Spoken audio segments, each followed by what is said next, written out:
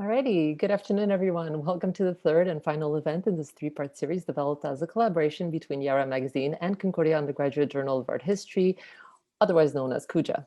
Concordia University's fourth space, located in downtown CUJAH on unceded Indigenous land, collaborates with our community of researchers, faculty, staff, and students. We welcome them in to make research initiatives or course activities publicly accessible through any number of interactive experiences. So we're very pleased to welcome all invited guests in here today and the attendees that are slowly trickling in, joining us for this conversation. I will let the organizers tell you more about this event in a minute, but first I'll just say that we are recording today's conversation. I'll put in the chat the link of where the recording will live in probably in a day or two. And we're also live streaming at CU Fourspace on Facebook. So feel free to share it there if you are on social media. We invite you to activate the chat with any reflections or comments that you might have throughout today's conversation. That's great. Please feel free to do that. And when you do that, we just ask that you choose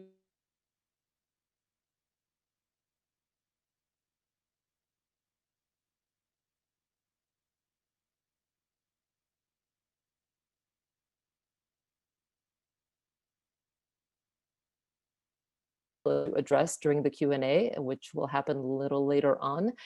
Please make our moderator's life a little bit easier. So we have Genevieve joining us today who'll be moderating, and pop your questions into the Q&A. I just got a note that my internet is unstable, so hopefully I didn't cut out and you heard all of that. Anyway, I'll leave it here and pass it over to Amel from Yiara. Welcome, Amel. Thanks, Anna, and thanks to Fourspace for hosting us once again. Hey, everyone, I'm Amel, Editor-in-Chief of Yiara Magazine, and welcome to the last event in our Coffee Date speaker series. And so the Coffee Date series has been a collaboration between CUJAH and Yiara throughout the month of January.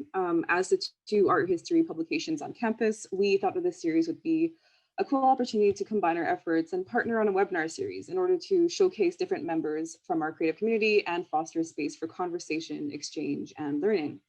Today, we're very fortunate to be joined by Annelle Winan, Eli Kerr, Mike Patton, and Genevieve Farrell as our next guests. But before we introduce them to you, we just wanted to say a couple words about our respective organizations. So just to introduce Yiara, we are a student-run undergraduate feminist art publication, and we're based in Montreal, and we also publish an annual print issue of curated student writing and artwork, and organize a variety of workshops, discussions, and lectures, as well as an end-of-year vernissage and magazine launch. Thanks, Amel. And I'm Kari, and I'm the editor-in-chief of the Concordia Undergraduate Journal of Art History, which is a mouthful, so we go by CUJAH, which is a student-run association that aims to showcase the talents of Concordia's art history and fine arts students through the publishing of an annual journal and our conference event. And we also host a variety of events, such as this one, throughout the year. So before passing it over to our moderator, Genevieve, we'd first like to acknowledge the unceded Indigenous lands we are virtually gathered on today, which are the traditional territory of the Kanien'kehá:ka Nation, who are recognized as the custodians of these lands and waters. CUJAH, Montreal has long served as a gathering place for many First Nations and now is home to many diverse people. We ask that if you're not currently in CUJAH, Montreal, to please take a moment to think about the lands that you're residing on and occupying. I'd just like to say a few words about our moderator, Genevieve Farrell. So it's my pleasure to welcome back Genevieve to Concordia. She is an alumna of the art history program, so it is a homecoming of sorts for her. She is an artist and curator currently based in Alberta and holds a BFA from Concordia and an MA in cultural studies and curatorial practices from the University of Winnipeg. She is currently a manager/curator for the Alberta Foundation for the Arts Traveling Exhibition Program, which distributes exhibitions to non-traditional venues, including libraries, schools, and senior centers across the province. Genevieve will be introducing our guests and will be giving the most up-to-date biography of Mike Patton, which had been incorrectly distributed previously, which I would like to apologize for now. So welcome, Genevieve, and I look forward to this live discussion about these vibrant galleries/spaces in Montreal.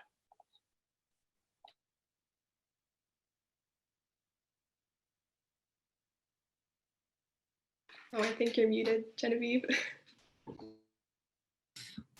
First things first, unmute. Hi, everyone. I'm going to introduce the first three panelists. So starting with Anaëlle Winot. She's a PhD candidate at the Department of Library and Information Science at the University of Montreal. She holds a master's degree in history and archival sciences from the University of Leuven in Belgium, where she also worked as an archivist. Her research is focused on notions of archives, the unarchived and unarchivable in experimental found footage films and videos.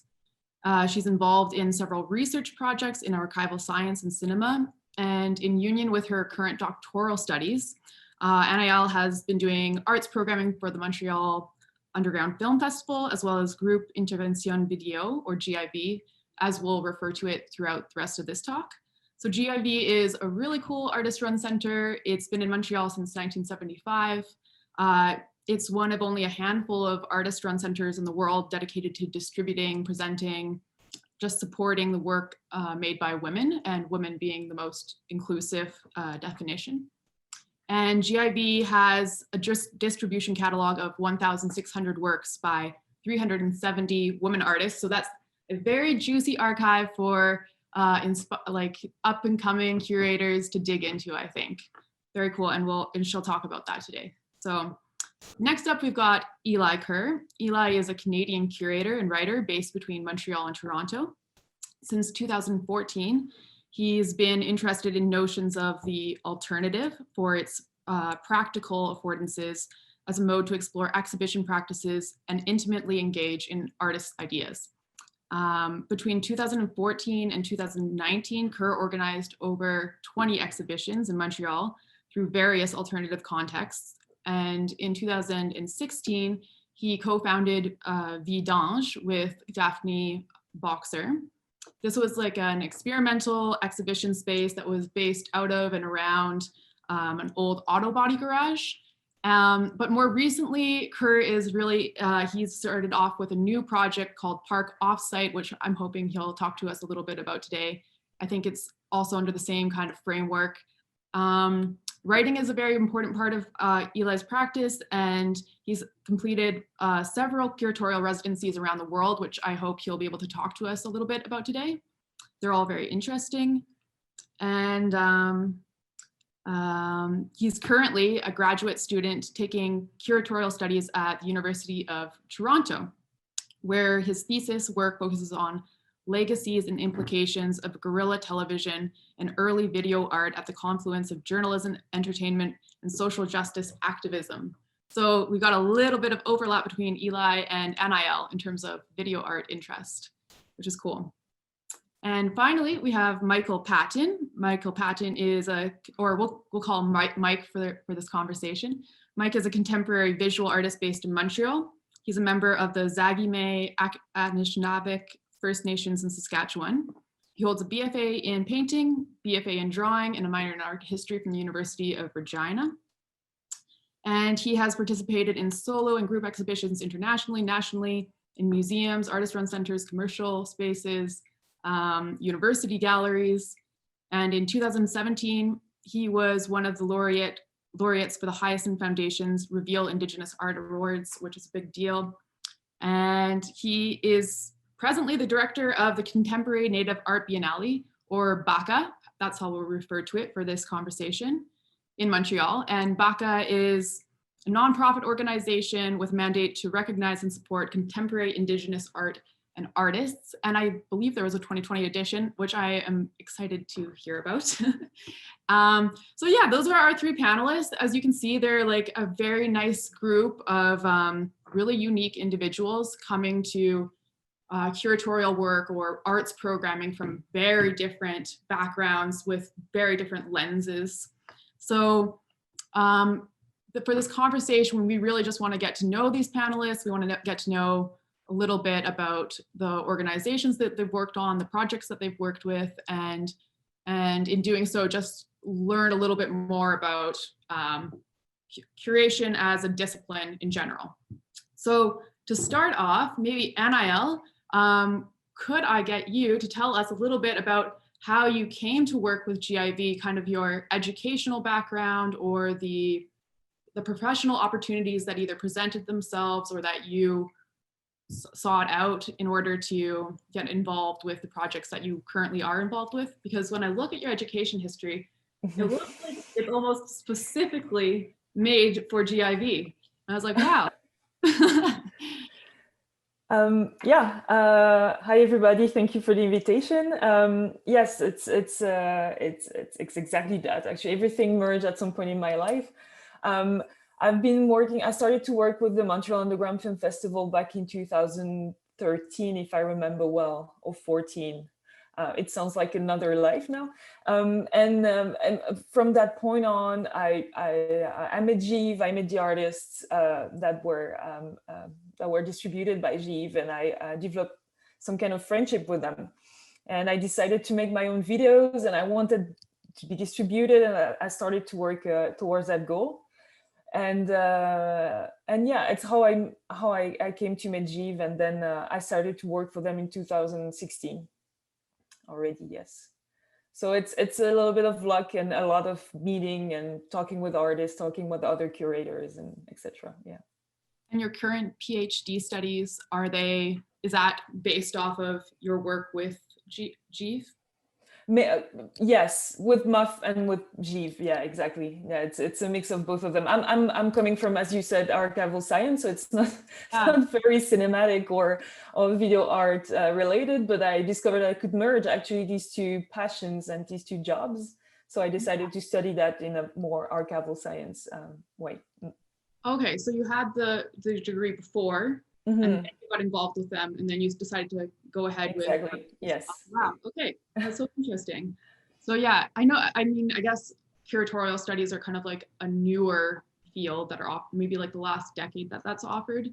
So it is really interesting to see how different people get into curatorial work from different paths. Mike, what about you? What's your background that brought you to BACA? Well, I'm a visual artist, and I started working in commercial galleries when I moved to Montreal. So I got to have about 17 years experience working in commercial spaces. And the first edition of the BACA was curated by Nadia Mir, and I was invited as an artist. And that kind of introduced me to, it was actually the first time that I was in an exhibition that was Indigenous. Like, I've always been Indigenous, but I've never been in a theme show like that. And since then, it kind of became a core of my practice, and I started working a lot more with Indigenous art. And then I was invited to curate the next edition. And so really, that was my first major curatorial role, and it was such a big project. That's how it started. And do you think of yourself as a curator or an arts programmer or an artist or all of them? Yeah, it's kind of funny because I kind of I guess I specialize. I've always done administration, as well as the installation and the managing of the gallery. So it wasn't my intent to be a curator, but I've had these opportunities that are exciting, and it's something new to learn. And I've been doing more and more of these projects independently and also through the BACA. Cool. Yeah. So again, no curatorial background. You just got in there somehow. Yeah. It's just funny how that worked out. Yeah, those connections. I guess the art world is very social, so that is one thing. Yeah, it's a very social creature. Get people that you know and places that you get to be in can really affect how your career goes. Yeah. What about Eli? What about you? How did you end up working with, opening your own space, really? Yeah, it's funny. I mean, I feel like time's kind of catching up with me on this too. I think it all kind of, really, yeah, picking up what you just said, just kind of like through art school, I guess, in the beginning. Like, I'm a Concordia alumni. I think I graduated 2015 with a BFA from there. And so there's a really kind of like fruitful time of I took 5 years too, but I've kind of just working with my peers. And, I was an artist, and I became the one who spent more time organizing the exhibitions, I guess. And it was really like a point of like, well, if we don't organize our shows, then they won't happen. And slowly, as I did that more often, I started to enjoy it more. And I've always kind of been around, like, you know, wanted to support the artists around me and almost believed in their work more than I did. And I gotten a lot of pleasure out of that. So yeah, kind of one thing led to another in a way. Yeah. So you're all artists, actually, or a foundation as artists, video art and painting, drawing, and interesting. And well, I guess that brings me to the next. I mean, you've all done curatorial work or arts programming. Are there any like philosophies or methodologies that really underpin your work that you could talk about, or even mentors, like people who have had a big impact on the way you curate or program?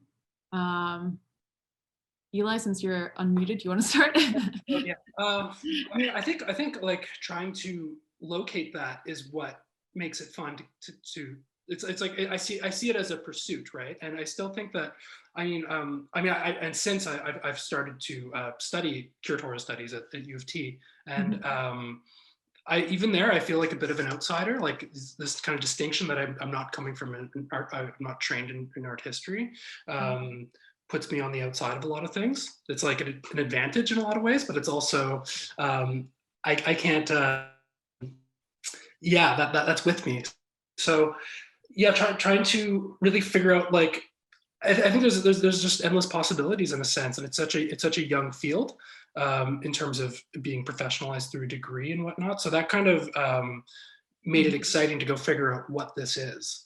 But more and more, I'm still, you know, and I think I follow this kind of divine thinking of like that between an artist practice and a curatorial practice. And I said, okay, well, if I'm going to organize exhibitions, then that's what I do now. But I still think that the foundations of thinking like an artist, thinking alongside artists, really guides the way I approach things. So I kind of like look to what they do, in a sense, to tell me what I should do. Yeah. That must be comforting for them to have like a somebody who like sees from their perspective, I think. Yeah, I think that's what feels right, I think. But I'm interested in other, you know, I mean, people who are coming right from a curatorial, more theoretical background, I think I take a lot from them too, a lot to learn. So totally, yeah, cool. Mike, what about you? Are there any like specific philosophies or methods that you use when you organize programming for exhibitions? Yeah, one of the things we're dealing with now is how we can be more connected to the local community here, the Indigenous community. Mm-hmm. So this edition here in 2020, you know, we reached out to Ganawagi, and we got their permission, and they helped select the name for the Biennale. And it's something that's ongoing on how we can keep connected to that and be kind of mutually advantageous and be respectful and try and bridge those two worlds together and see how we can help each other. Totally. And in you curated, was it the 2014 edition of BACA storytelling? Yeah, that's right. Yeah. And was there any like major, like any methods that were very specific to that project? Yeah, well, I wanted to kind of to say that there was like no recognized Indigenous system of education. So I was really talking about education, and then I was looking at how is knowledge transmitted traditionally, and that's why I came up with the idea of storytelling, and that kind of like it came from that. That was the original idea. Yeah. But I learned a lot from that project. Since that was my first one, I learned I needed a lot more time to, you know, plan. Yeah, exactly. Yeah. It's a lot of people to wrangle. Yeah, especially us too, because you know, we have 4 or 5 participating venues, so it's not just spaces, many spaces, and there's so many different limitations, you know, on sizes of spaces and what they can accommodate. Yeah, totally. Yeah, we're going to talk about that too, the space. But before that, NIL, any philosophies, methods that really underpin your work?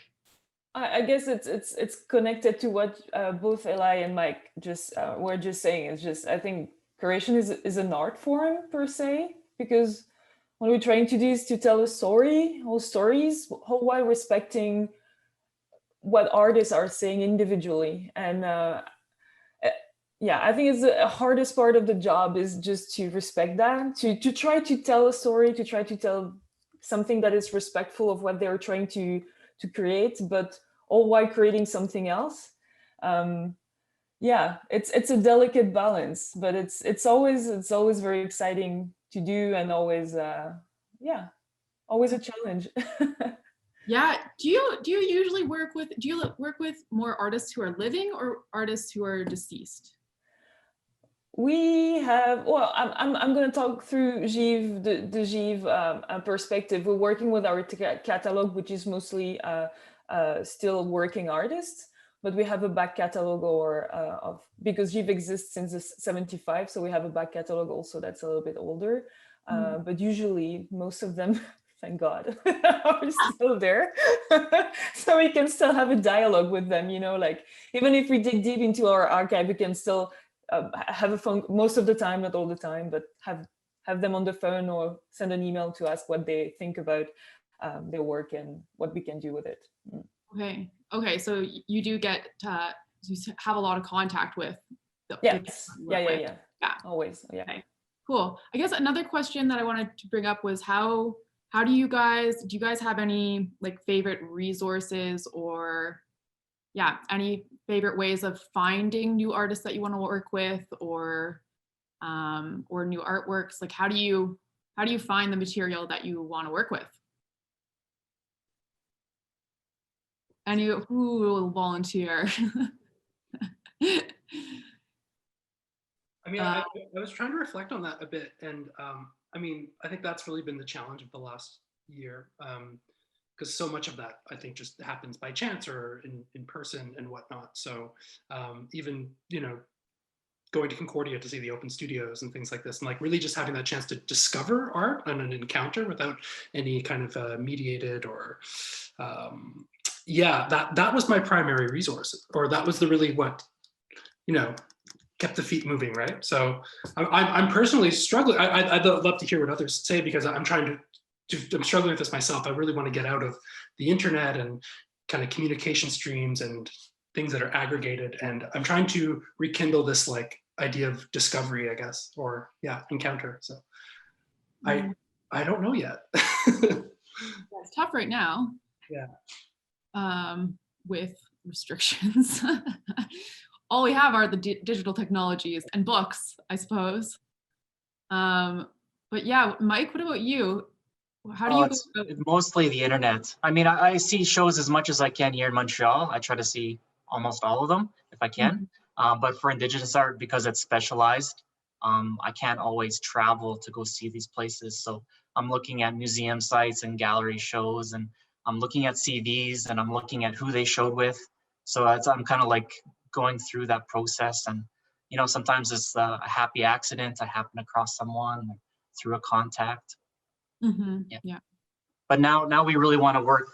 We want to try and find more Quebec native artists, and we're trying to find out strategies to try to reach those people, because sometimes not everyone has a website or have had a lot of exhibitions. So try to reach out and try and find more people to kind of get back to Quebec. Do you ever work through open calls or anything like that? Yeah, we're considering opening up, having regular exhibitions in between the Biennale years, and now we're meeting with our board soon to decide how we can word the open call to bring in some fresh faces. Oh, that's cool. That's good news. Yeah. Sweet. Yeah. And Anael, what about you? Same as these guys. It looks easier because of the internet, right? It looks like everything is reachable. You can watch everything. You can, especially in video, right? A lot of people put content online, but actually it's exactly like Mike said. Sometimes there's artists you cannot reach that way. So even if you try to see as much exhibition, as much screenings as you can, which is already hard in normal time, regular time, It's not easy. I guess what always works, it's artists, like word of mouth. You know, you always have an artist who has a friend who knows another artist that can have information, and you should watch it. You should go see it. You know, these kind of things. Yeah, I think it's still very important to keep the contact that way, because it's how you find sometimes your best surprises. So am I the only one who uses Instagram? No, joking. I do use Instagram sometimes, though. There's quite a few hyperlinks you can get in there. But yeah, it's a lot easier when you can be out in person and talking and connecting and seeing places and meeting people that way. But we are going to talk about COVID-19 later. But maybe right now, if each of you could talk about a project that you've been involved with, and how you see yourself, your work, and your affiliated space as fitting into the Canadian art scene or the art scene in Montreal, like what you see yourselves contributing to that sphere.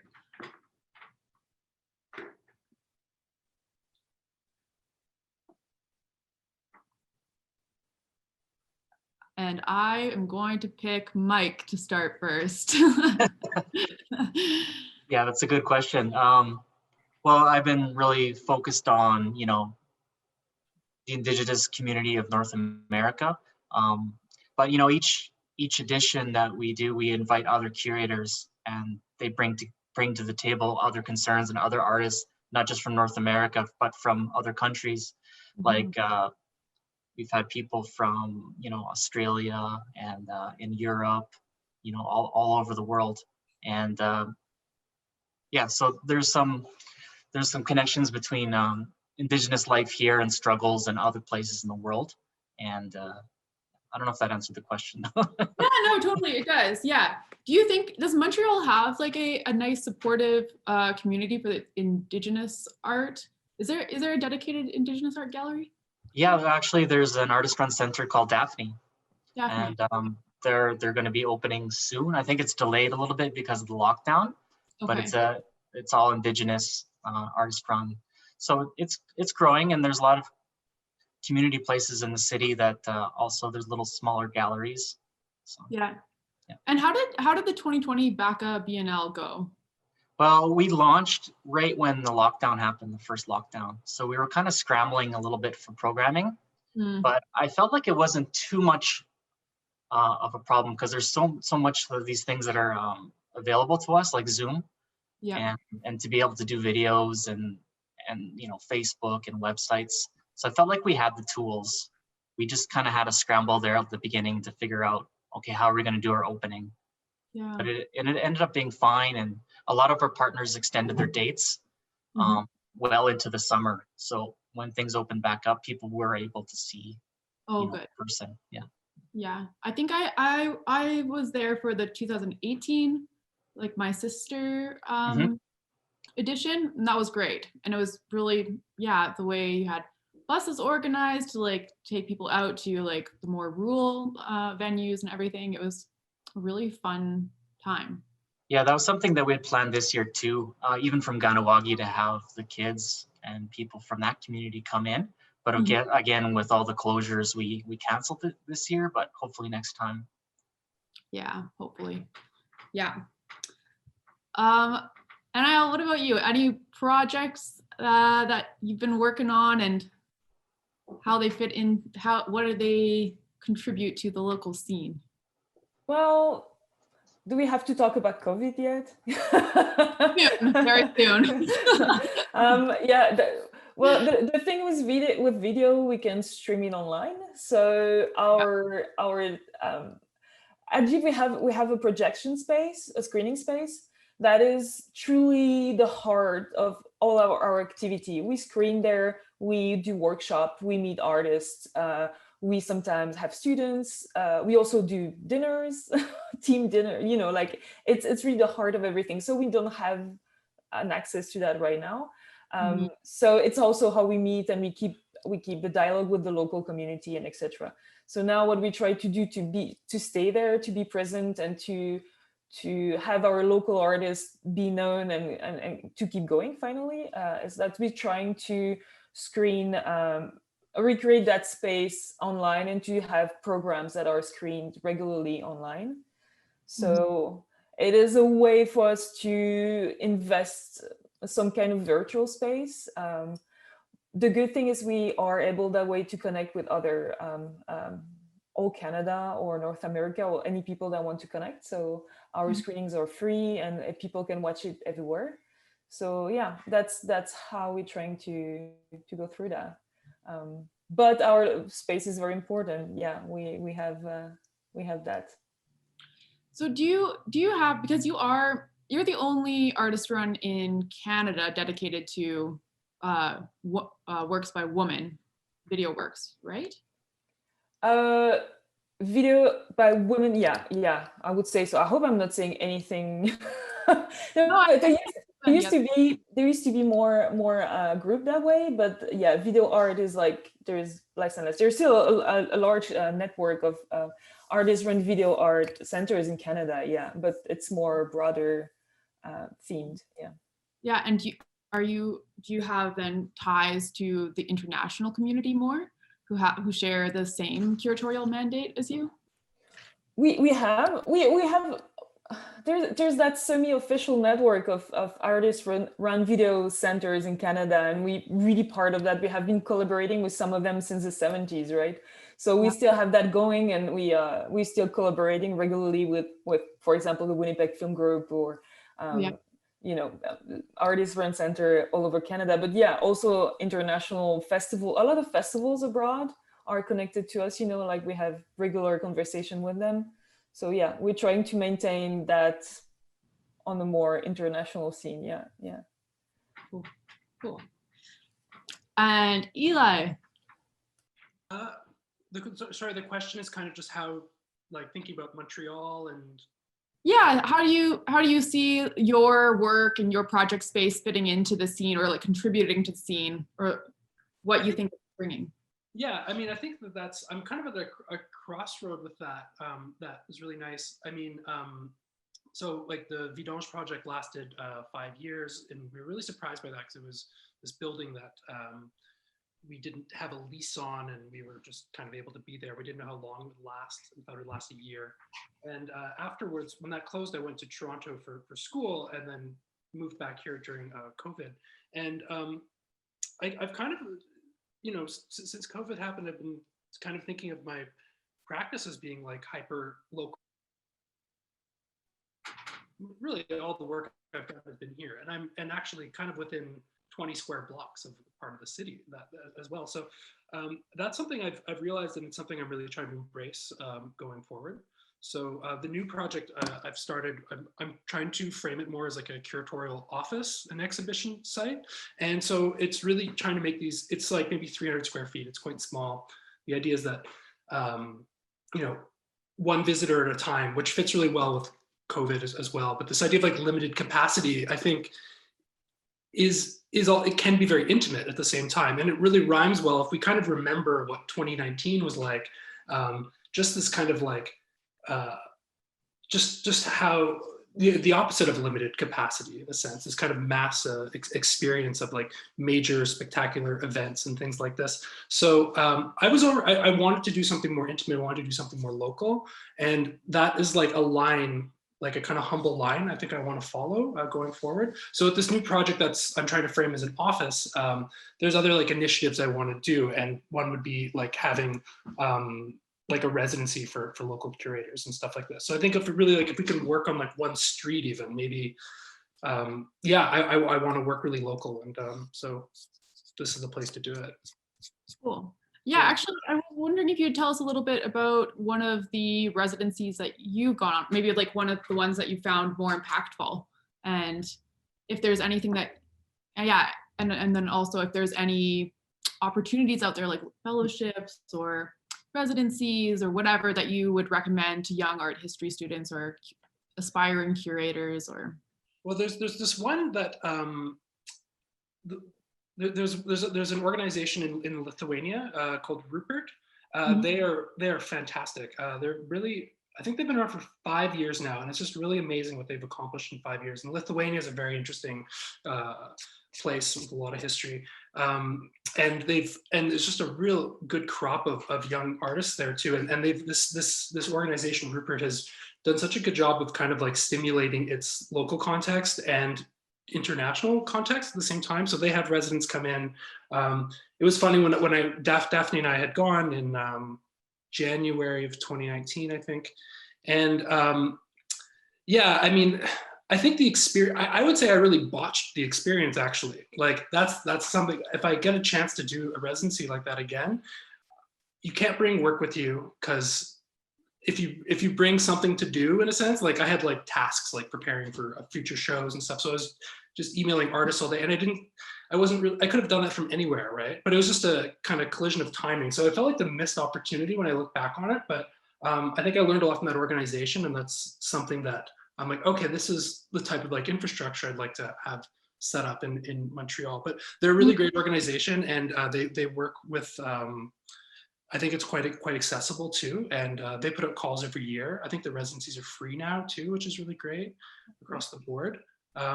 Yeah, they're one to look out for, I'd say. Cool. Yeah. Note that down, people. Anael and Mike, are there any opportunities like that you would recommend young students, young, or well, just people in general look into? Me, I've always been working, so I've never actually been on a residency. Oh, just yeah. because, you know, we have exhibitions every 5 weeks. So we're just always planning, trying to plan ahead. So always working. So it's hard for me to find the time to leave. Mike, there's a residency here in Medicine Hat. You'll have to apply. Oh, yeah? Okay. Yeah. At the Medelta. Clay, you can work with Clay. You need a vacation. Yeah. Yeah, you need to go on a residency. That would it's good for your spirit sometimes. Yeah. Anael, what about you? Any? Well, I've never been to a residency either. Oh no! So, but I know there is a lot in video arts. Like you can contact any artist centers that always have like possibilities of workshop or you know, residency and stuff like that. So yeah. Yeah. Something to do on the checklist, you know. Yes. We can both go to Medicine Hat. Exactly. Let's do something. Fun place, guys. Imagine most of Okay. Concordia. Am I going to say? I think that like Concordia too was that for me in so many ways. I mean, like I got to work at the undergrad student gallery as a technician, which was amazing. This is a great way to learn how to work with artists, right? It's like installing their work and being like alongside them. And then Art Matters Festival, like I don't think I would be making exhibitions if that didn't happen. So just like those were such amazing things to do as a student. Yeah, totally. Yeah. Other universities don't have that kind of all those opportunities for their undergrad. So yeah. Yeah. Yeah, and I guess things are different this year with everything being mostly online. But yeah, I guess we've kind of talked about that, but what are your curatorial projects looking like, or just art programming in general looking like in the next months, let's say? Is that, well, considering a move away, I'm assuming that nobody has, yeah, you're all in Montreal, so there's no open galleries or anything. How important is that physical space to the work you do? I mean, Mike, it's been pretty much central to your, I mean, with the VIE D'ANGE, it was all based around that old auto. Yeah, for me, it's kind of everything. So I'm being, I don't know, a bit stubborn. I'd like to think I could use this time to like think and plan, or dream a bit. But there's something small that I'm gonna do is I think there's about eight galleries in the plateau, some artist-run centers, Pierre-Francois Lett is creating this initiative that once the curfew's over, we're all going to like use our windows to program a window kind of walking tour, I guess, to that's nice. bring art out. But yeah, I try to like plan deeper, but the space, yeah, without people kind of coming through the door, it's difficult. Yeah. Totally. Anael, what about for you?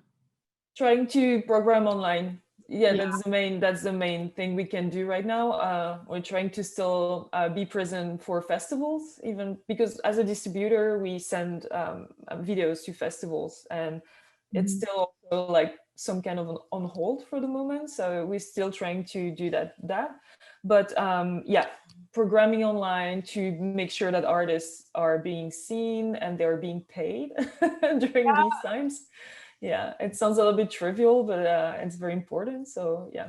No, yeah, very important. And it's RAV in Quebec, right? That is the body for am I saying that right? That regulates how artists are paid. Oh yeah. There's we have like a barème. Sorry, I don't know that word in English. We have like standard of paid to be paid as an artist when you're streamed online, etc. Yeah. Yeah. I think in Canada it's a CARFAC, and then in Quebec it's a different, or it's the same body, but we use CARFAC too. Yeah. CARFAC. Yeah. That's that was maybe going to be a question for this panel, but I think the topic of the economics of curating could be its own panel, really. I mean, just like finance in general in the art world is it's a major topic. It's an interesting one, but yeah, I think it's its own dedicated topic really to dig into. Yeah. Mike, what about you? So I was fortunate enough to have an invitation to curate an outdoor exhibition in Verdun. So I live in the Southwest there, and there's the Maison de la Culture Verdun, and they have these outdoor photographic panels. So there's double-sided panels. I think there's 4 of them, and a place for some text. So I'm working on that right now. Well, that's great. You'll have to send us a link to that. Is there like some footage for? Nothing's been published yet. It's still very new, but it's going to be in spring and summer. It's an interesting area because it's like along the water there. And they actually, they used to have sharpshooters there to shoot at indigenous people coming down the river to keep them away from the area. So, and there's also a nearby museum where they have an archaeological site where they dug up a lot of native artifacts. So like, it's a really rich history in that area. So that's why I wanted to work with some native artists to do some photography there and kind of discuss those topics, how far people have come, and how now the Maison is open to these people to be showing there, and just the history. Yeah. I assume you'll be writing curatorial. I wanted to ask you guys about writing in relation to curatorial practice as well. And how central or important do you think that is? Like how much of a part of, a curatorial job does writing play? In your opinion? Yeah, you need context for sure. And also we make a lot of didactic panels. I think it's important to give context to each work in the exhibitions that we do. Yeah, accessibility. Yeah, and Eli? Oh, I was just going to say, it's interesting. I'm trying to reflect on your question, and I'm thinking about like the spectrum of writing that exists, just like kind of the more like perfunctory type of like administration and emails and stuff like that, down to, kind of ideas and things like this, right? So, yeah. Oh, sorry. Yeah, no, yeah, it's true. It's actually, it's like a major, I've been thinking about it because, well, I'm dyslexic, so then I've always been a little like anti-writing, like how can we get away from writing? because it's such a huge part of the educational system, or it's such a big part of how information is distributed in places where they like verify your education. So I've always struggled with that a little bit, like being a curator, but knowing that there's so much, I mean, even just like grant writing, or yeah, like you said, the endless amounts of emails you need to write to like organize with people, let alone the curatorial texts or essays and that kind of stuff. So yeah, I was wondering how other people felt in terms of like how important you think that role is of writing about artists' work specifically. I like the email part. I struggle with writing. It takes me, like, I agonize. It takes me way longer than it should. You know, I'm rereading, rewriting, second guessing myself, scrapping it, starting over. So the managing part, just organizing it, I love it. That's really simple for me, but it's something I'm working on. You know, I think it's something I can get better at as I'm doing it. Yeah. Yeah. Oh yeah, those emails, man. And Ayala, you must love writing. You're doing your PhD. I wanted to say that's my job. I'm writing. No, I really like writing, but I understand why it's so complicated. It's because there's, as Mike was saying, there is so much weight on it. You want to be faithful to the art. You want to be understandable. You don't want to be pretentious. You want to balance all these little things to make your statement clear for the artist, for the audience, for everybody, actually, for yourself, because sometimes that helps also. And so it's, I understand your point very much so. And in the same time, it's so fundamental. It's so important because it's so hard to communicate what you want to say in other ways. Yeah. Yeah. No, I know. I think there's no getting away from it, really. But it's interesting. It should be interesting to curate something through other things than words. I mean, unless, you know, apart from the emails that have to be done and etc. But, you know, presenting artwork in other ways, or I don't know. It's not always easy, but. Yeah, I know. Well, during this pandemic, one thing that we've been doing is, well, just videos instead of written material, just video material, which I find helpful. I find audiovisual a little bit like it'll sink in for me a little bit better than just like a straight up text sometimes. So that's been like interesting, but it's also, yeah, it's like an enormous amount of coordinating and also not that easy to accomplish. And it does require a script. Sure. That you have to write, so that's it.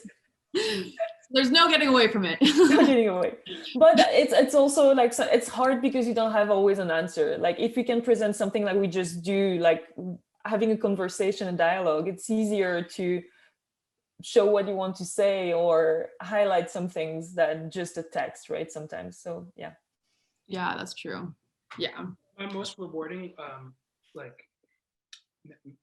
experiences writing, I guess, have been, I like thinking about this kind of inversion of like, you know, I asked artists if they want to work with me on an exhibition, and then if I'm fortunate enough, sometimes they'll ask me, or other artists I haven't worked with before, but they'll ask me, oh, would you like to write for me for this other thing I'm doing?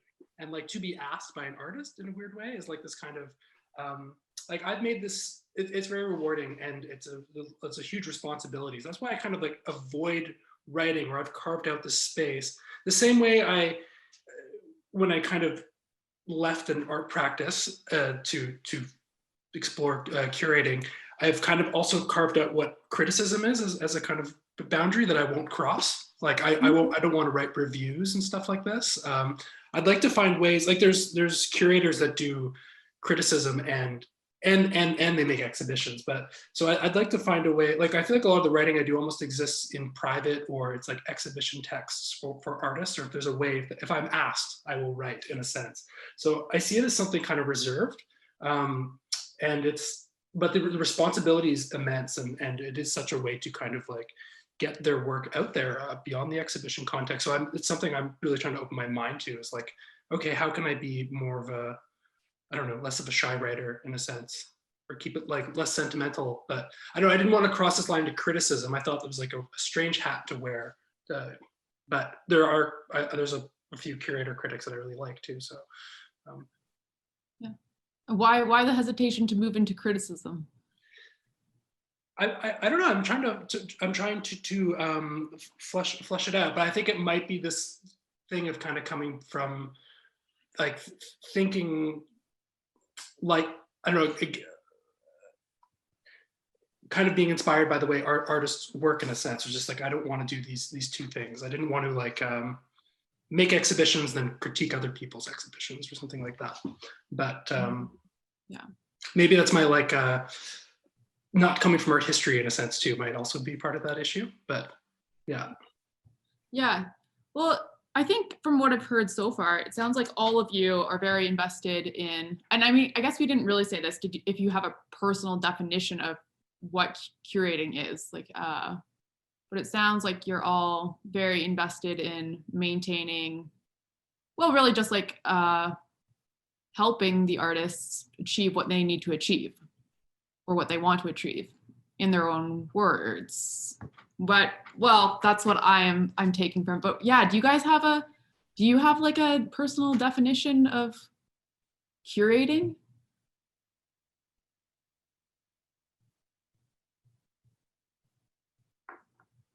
I mean, yeah, I think that's the baseline for sure. Like that, one has to. It's about like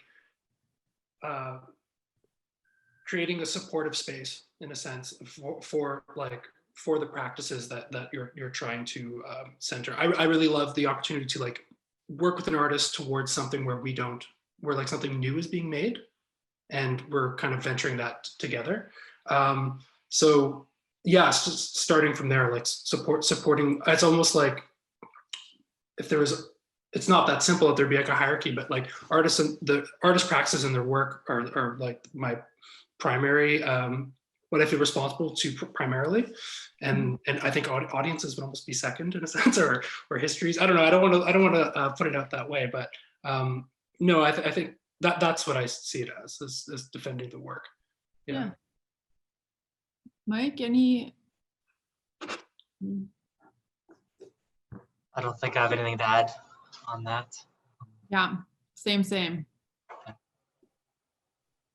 And at NIL, same. Same. I think we work on the same basis. It's just leaving space for artists, making space for artists to express themselves, and as much as we can. Yeah. Mm-hmm. Yeah, and the audience. Well, it was just funny that you brought that up, Eli. Does audience really play into when you're planning for an exhibition, or is that a major aspect of how you're planning how things are installed, or what kind of artwork, or even the type of text you write? Are you imagining like a specific demographic who's coming? Or, I mean, it's about community. Yeah. Like just to be sure that we're respectful, that we're following protocol, that we're not, even when I'm writing, I send my writing to all the artists, say, okay, this is what I'm saying. Are you okay with that? Do you have anything to add or disagree with? And so it's kind of a collaborative effort. I'm pretty transparent with how I work that way. I like to just, show everyone what my ideas, what I'm working on, so that we can kind of meet in the middle. Yeah, thanks for saying that. I wasn't sure. That's actually an interesting topic, because I'm not sure how much all curators share with the artists that they work with. Always, like I think sometimes in a group exhibition, an artist could be invited, but maybe not have a lot of context for what they're getting into.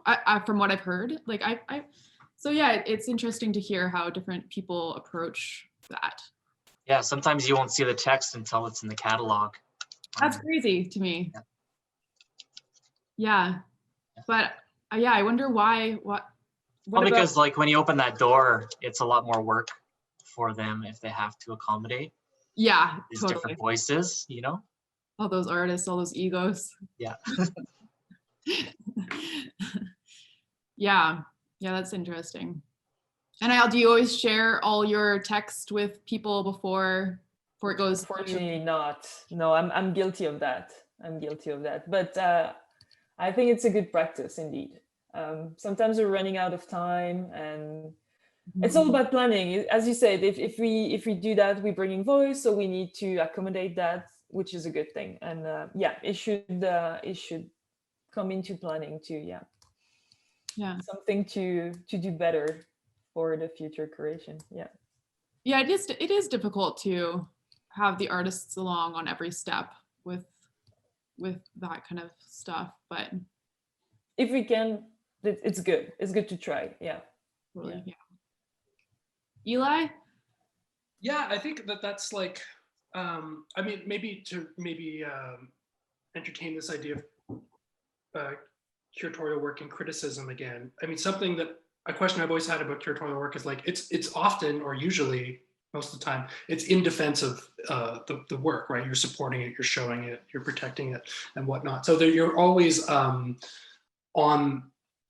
like, that's kind of your primary function. But is there a way to still be like critical or self-reflexive of what you're doing and bring the work into a space that kind of opens it up more? And that's like an idea that I would like to, that's like an ideal thing I'd like to do when I'm working with artists. But yeah, I think for like group exhibitions and stuff like this, it's important to be transparent and share writing for sure, and intentions and whatnot. But yeah, but often I think that writing also just kind of comes through the process. Often I would like to even think about, there's also these like things like a press release and these kind of like perfunctory like kind of things we have to do. But you know, it'd be interesting. There's a lot of exhibition text I wish I could rewrite, or like I live with a show a year later, and it's a really interesting thing. But the moment text accompanies an artwork and how it is in sequence with the reception of the work. I've had shows where I have missed the text, and that's been really bad for it. But sometimes it's for the better that the text is written after the fact too. So yeah, I like thinking about these issues. Yeah, me too. We have a question in our Q&A section, and it must be 2 p.m. for you guys ish. So well, I'll just start us off. If anybody has questions, please pop them into the Q&A section. But our first question is, do you have any advice for current students looking to pursue curation in the future?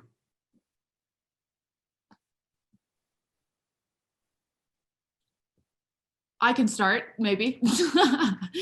I think yeah, volunteer work with any, just like finding an art space that really resonates with you. Find out what your niche is, I guess. Like, is it video art? Is it like craft? Is it whatever? Find your niche, and then try and get some volunteer work there. Try and get to know the community, attend all the exhibitions, and yeah, and just try and, like I said, I think the art world is a very social creature, which can be intimidating for introverts, but yeah, like, yeah, get some volunteer work in there, find the places that you want to work with, and that would be my advice. Anybody else? Yeah, I agree with the niche. Like for me, because I've kind of just specialized in native art, now people come to me, like the Verdun thing, they just came to me and asked me if I would do it. So actually, it reminded me of a few years ago, a well-known artist, he showing a lot, and I always ask them, how do you find the time to make applications for all these shows that you do? And he's like, I don't apply. He just comes to a point in his career that he's known for that, and people come to him and invite him. I think that's happened over time. You know, you become a specialist, and then opens up a lot of opportunities. Mm-hmm. Yeah, totally.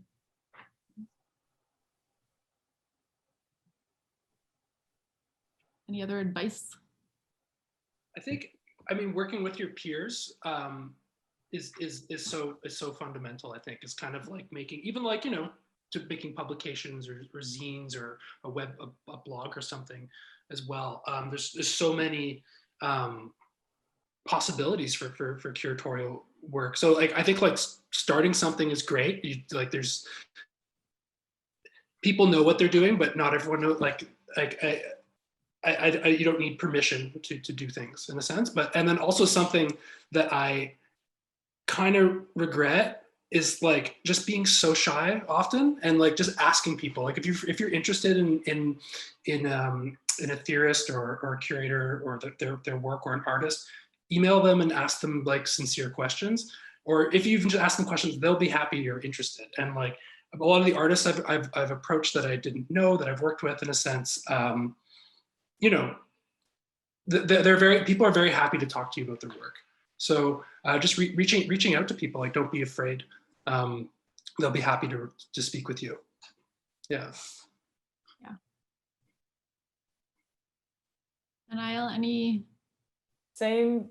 Go to as many shows as you can. Go to screenings if you can. Most of them, a lot of them are free. A lot of them are just like open. So just go see things and meet people. Yeah, that would be the best advice I have. Yeah. Even go on your own. It's a good thing. It's a good thing to do. Go by yourself. Who needs friends? Make some friends at the openings. We have another question. Are there any misconceptions that any of you think people have about curating as a profession? Any misconceptions about curating as a profession? Oh, okay. Anybody want to start?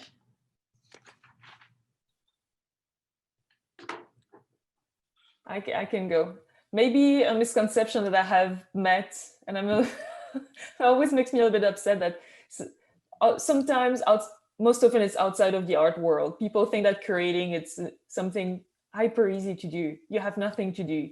You just watch films, you like them, you put them on a video, and then that's it. That's your job. But I'm not saying it's a horrible, hard job, but there's a little bit more behind the scene than just watching films or watching videos or meeting art. And yeah, there's a little bit more behind the scene to do than just that. I don't know if you guys have the same kind of feeling sometimes, but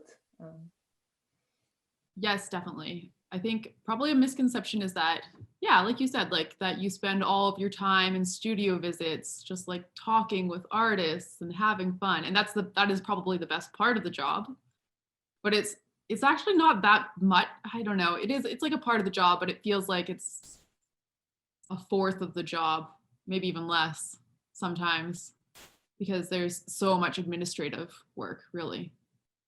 And accounting, they don't tell you about the accounting, but there is accounting. The biggest struggle we have is knowing our budget in advance. You know, in between years, we're applying for grants. We don't necessarily get the big chunk of money. We have to wait until the year of the Biennale. So then when we hire the curators, they're like, what's the budget? What's the budget? And we're like, we don't know. And that's the number one question. And that's always a struggle because that determines everything. It's all about how much money you have and what you can do. Totally, yeah. Yeah. Yeah, I would actually recommend to any aspiring curators, probably like a basic accounting course would be helpful, right? Please send me a recommendation. What? Send me your recommendations. That's great advice. Yeah, I mean, I will never take it myself, but I should. I mean, I don't think I can speak to it professionally, right? Like I've done a lot of like freelance work, but a lot of things I've done, I've been completely self-started, and I'm like a master's student as well, right? So, but I think I spend a lot of time, like, if I can make a kind of an insight, I don't know, I spend a lot of time like thinking about institutional structures from what I can see. And I think when we encounter an exhibition, there's a lot of other forces that shape it beyond beyond ideas of like authorship of the artist or the curator. The amount of like people involved in mounting an exhibition, the amount of like staff, which work's available. I mean, there's these kind of like, of course, like the finances, timing, schedules. I mean, there's so many kind of things that shape an exhibition before we encounter it as something. But I mean, I'm even starting to, I mean, the professional thing, maybe this is again like being romantic back to thinking about like artist practice, but as I'm kind of approaching this, like I should be finishing my degree in about a year, 6 months from now. But I mean, I'm thinking of it as a profession, but I think I treat it like I'm starting to think of like parallel professions I can have in order to like do this the way I want to do it, right? So so maybe that's even like a misconception itself. I mean, it's such a field that's gone through professionalization, right? But I'm wondering, is there a way to curate unprofessionally but still critically, you know? So that's where I'm at. Yeah. Curating unprofessionally. Well, not like unprofessionally as in like poor conduct. I just mean, is there a way to to do the work I want to do? I might not be able to. I might have to make it into a job for myself, or I have to find like a parallel job and like treat it as a like practice in a sense. So yeah, I'm not sure. Wait, explain a little bit more. I'm not sure 100%. Like because curating. I guess yeah, I don't know. I don't really know what I mean. I mean, I'm just the idea that like someone could be like just a freelance curator and not be like working in an institutional context. Oh yeah. How does that work, and how could one like preserve and pursue a curatorial practice over many years? There's all these other things you have to figure out. So I mean, I again, like I'm very inspired by the artists I know and work with. Like they all rent studios and have jobs, and they find a way to have a balance between the two. Yeah. So I looked at them and I said, oh, well, if you guys all rent studios to make your work, and we're kind of, this is what's contributing to this community and milieu in a sense, I'm like I should match that, and I can find a way to also like pursue this practice in a sense. So yeah. Like curating outside of an institution, it's kind of like, yeah, Mission Impossible kind of. I guess that goes back to the whole like economics and curation topic. That's like, it's such a big conversation to have. Like how do independent curators even exist, really? Like that's a tough go, but like you said, yeah, like artists make it work. So I find that so inspiring that like I'm like, okay, yeah, I gotta totally meet the mark there, right? So yeah. I think we've got another question. Okay. So question, you spoke a bit about financial precarity in curatorship. How has COVID affected this?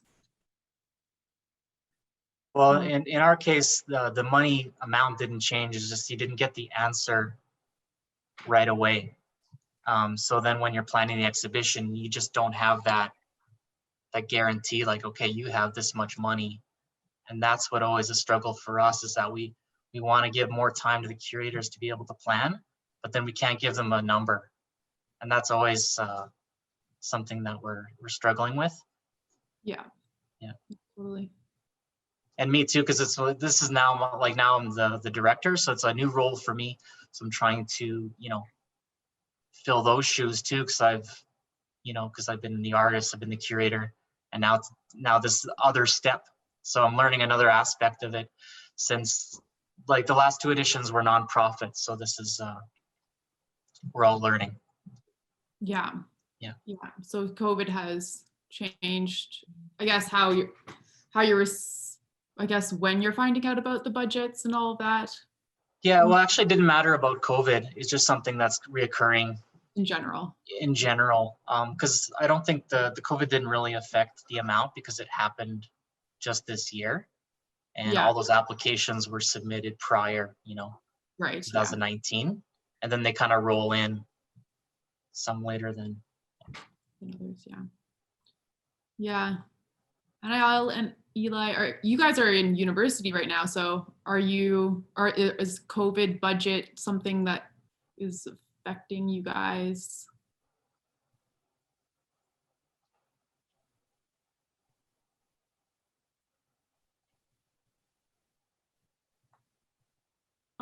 Go ahead, Eli. Okay. It was like an intersection. Not sure.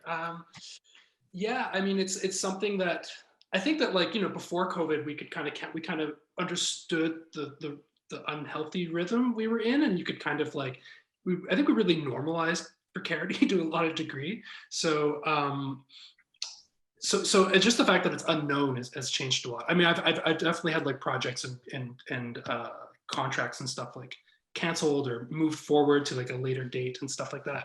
And it's interesting because it actually becomes more work. It's like it's suspended. It's like you're in the pre-work context or something. But being in school really been helpful for sure.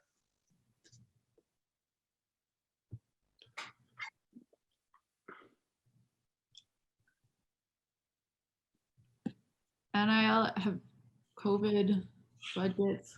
Well, it's more for the artists. They have been the most impacted by all that, right? They had less opportunity to show their work, to be outside, to show themselves. Yeah. So I think it's more for them, and artist centers are all trying right now to find ways to make them work as much as they can, right? We have sometimes we can find grants or special funding for these kind of things, to put stuff online, to organize new ways of working. But at the end, I think it's still the artist paying the price of all that, actually. Yeah, I think I probably agree with that. I think there's a lot of people who had projects that fell through and then there was no safeguard for them. And it was probably money that they were planning on, at least back in March when things kind of started shutting down. But yeah, I'm sure, I mean, I'm in Alberta right now. So of course our the economy here has been a little precarious in prior years, and COVID does affect that. And with so many, if you're not an independent curator, if you're working for an institution, a lot of that budget is coming from a provincial or a city fund or something like that. So yeah, you're always like a little bit nervous, probably all the time, right? I think that's just a reality of the arts world. It's like the most essential thing and the most unessential thing, and they always want to cut you first. But we have one more question, and then yes. So what makes a successful exhibition for you? How do you determine what success is in a show? Big question. I think I'll try to answer that question from the position of it being like a process of like a project that one's working on, like from the inside of doing the exhibition. It's certainly like if the artist is happy in a sense, like leaving the exhibition happy, that is a top priority for sure. But more than happy, more like I'd say that the exhibition is like that leads to something else. Like I think that if an insight is made through the journey in a sense, and that the practice, either like a link is made through the history of the practice, or that the practice is like now opening up in a new direction. This is this is the hallmark of success for me. So for me personally, it's like if you learn something, I guess, through the process.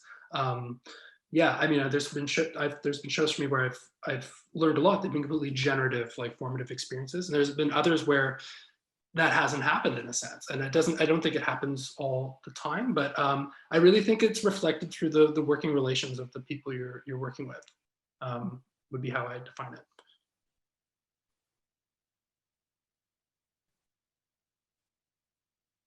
Mike, how do you tell if BACA is a success or not?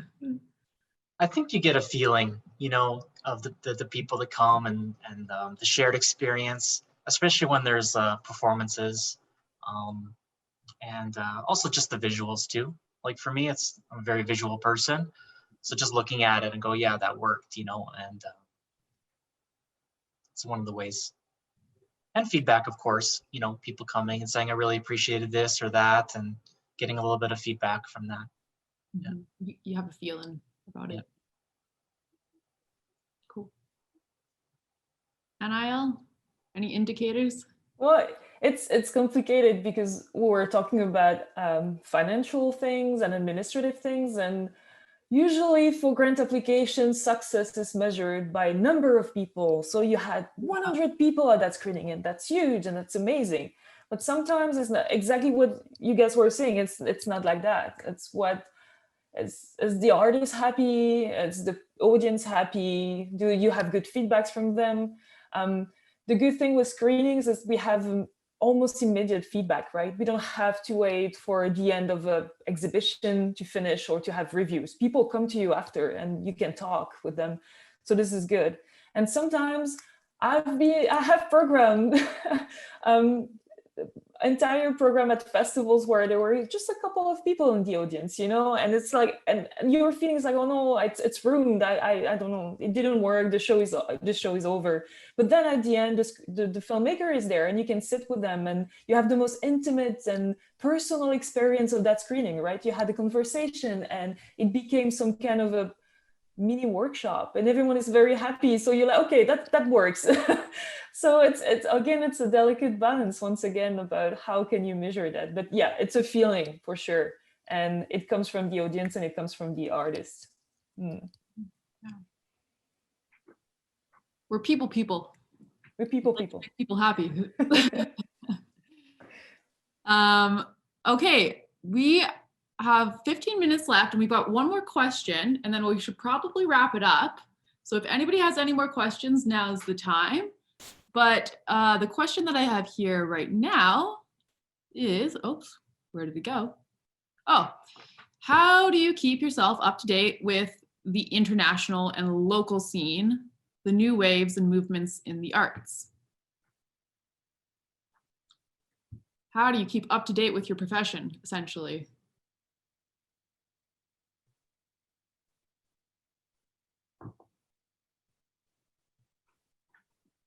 Anyone want to go? For me personally, I go to all the exhibitions that I can, when I can, and whenever I'm traveling, I'm going to the museums and shows and art fairs and all of that. Keeping really active. That's something I've done since I graduated. It's funny, like when I was in school, they always said, you got to go out there, you got to see art. And at the time I was kind of like, yeah. But then now, but now that I graduated, I mean, it's more than just because I should. I feel like I need to. But it's a desire, it's a love to go out, it's a love to see art. Yeah. So I'm seeing it any way I can. Yeah. Are there any conferences or anything that you attend yearly? Me, no, not conferences per se. I have been to a few, but nothing like, you know, an annual basis. Yeah. What about the other two? How are you guys keeping up to date? Same thing. Go to screenings, watch, listen to artists, what they have to say, be out as much as possible. Yeah, even if right now it's not an easy thing to do, right? But yeah, trying to keep being on the scene and yeah, amazed by what you say, by what you see. I find it's a small world, like when you go to exhibitions and you're meeting with artists and talking with people, you know, inevitably, you know, you just create a network over time. That's the best thing, I think, for all of us. Yeah. Really interested to see where this, because in the question there was these kind of layers of like local, national, international, or something like this. And I'm really interested to see where that goes over the next year and a half, because I mean, everywhere in the world is working local, right? So I think that's just so healthy. And with these communication tools, there's ways to be in touch with. I mean, I don't feel like what's implied there is like I'm not working with people I know from other cities and countries and places, but I'm able to still be in touch with them, right? So, and I feel that we're in a real communicative moment. So it's open. Yeah, we just have to. I personally feel like I need to just put more time into it. You know, like speaking and talking to people and reaching out in a sense. I don't want that to get lost in this moment. But the fact that we're trying to do that work locally, or at least that the people in the arts community are thinking about their locale everywhere, is I think is a great natural instinct that that we've all turned to. Yeah. Yeah, I agree. Another question: are there any magazines or publications that you would advise or go to keep up?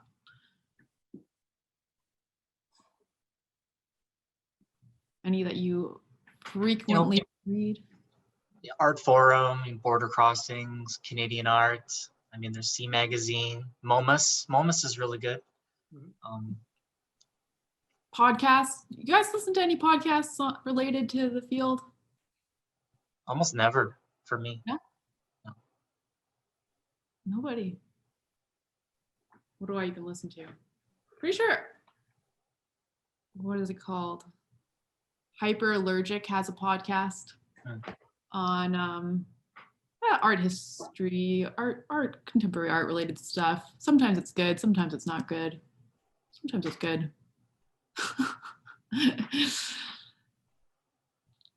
Yeah, there's so much content nowadays. Yeah, totally. Yeah.